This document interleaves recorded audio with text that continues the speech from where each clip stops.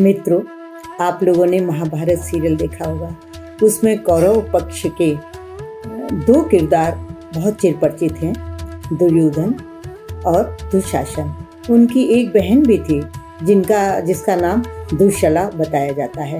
तो मेरे मन में ये प्रश्न था कि द्वापर का युग, इतना बड़ा राज परिवार, उसमें उन्होंने बच्चों के नाम कैसे रखे?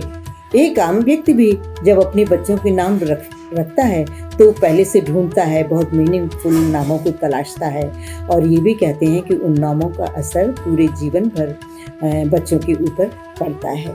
तो जिस परिवार में गुरु द्रोणाचार्य जी थे, कृपाचार्य जी जो उनके कुलगुरु थे, भीष्म पितामह जी थे जो इतने बड़े विद्वान थे, जिनके गुरु परशुराम जी थे, तो उन्होंने अपने बच्चों के नाम दुर्योधन मतलब दुष्ट योद्धा, दुशासन मतलब क्रूर शासन करता, दुश्शला मतलब शालीनता से रहित, इस तरह के नाम अपने बच्चों को क्यों रख दिए? मेरे मन में ये प्रश्न बराबर मेरे को बेचैन करता रहा। मैंने एक दिन अपने पिताजी से बात की और क्योंकि मैं मानती थी कि मेरे पिताजी की भारतीय अध्यात्म, भारतीय संस्कृति, भारतीय दर्शन पर बहुत अच्छी पकड़ है। मैंने कहा कि पिताजी, इतने बड़े राज परिवार में, इतना बड़ा राज परिवार था उनका, और अपने बच्चों के नाम उन्होंने ऐसे कैसे रख दिए?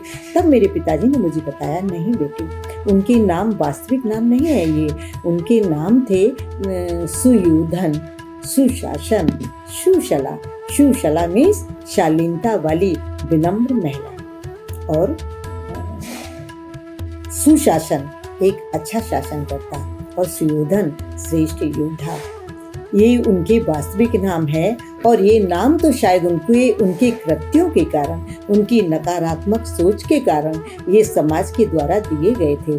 फिर बाद में एक खंड काव्य पढ़ा मैंने जिसका नाम था कुरुक्षेत्र, जो देश के द्वितीय राष्ट्र कवि श्री रामधारी सिंह दिनकर जी द्वारा लिखा गया था। उसमें उन्होंने उनके वास्तविक नामों का प्रयोग किया है, सुयोधन, सुशासन, सुशला। तो मित्रों, समाज उनको चाहे भले दुर्योधन करके बुलाए, दुशासन करके बुलाए, दुश्शला करके बुलाए, लेकिन ये जानना बहुत जरूरी है कि उनके वास्तविक नाम सुयोधन, सुशासन और सुशला था। प्रणाम, धन्यवाद मित्रों।